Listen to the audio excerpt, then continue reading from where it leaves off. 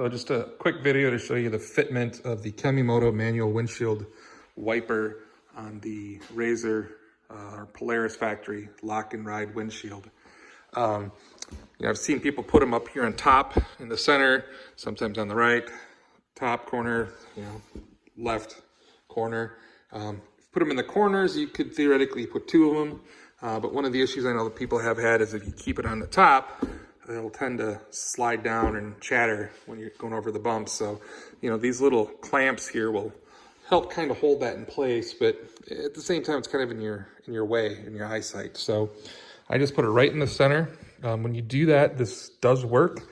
As you can see, it just sits nicely down here out of the way when you're not in use. Should you need it, just manually bring it up to there, and then it can rest there, still pretty much out of your eyesight. But one of the issues you'll have is, well, two issues. One right there, you miss that little gap. And then on this side, you miss that gap. It's not bad, I can show you on the inside, but one of the other issues is vertically, there's just not enough room. It hits this little rubber strip there. But if you do put it right in the center, obviously you measure it with the washers in place before you drill. Right, so it just ends right above that crease there. And it works pretty good.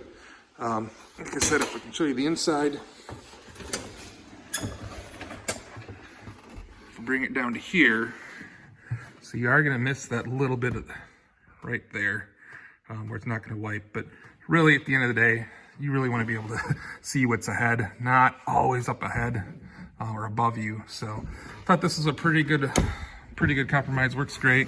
Like I said, that's where it ends up falling. If you do not push it down, then that's where it would rest naturally. So works pretty good. That's an option for you.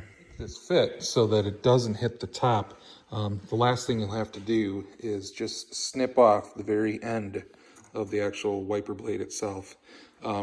Pretty much right to where the frame starts. So all you need is just a tin snip, right? Gets cut right off, and that'll let you trim it just to the amount you need.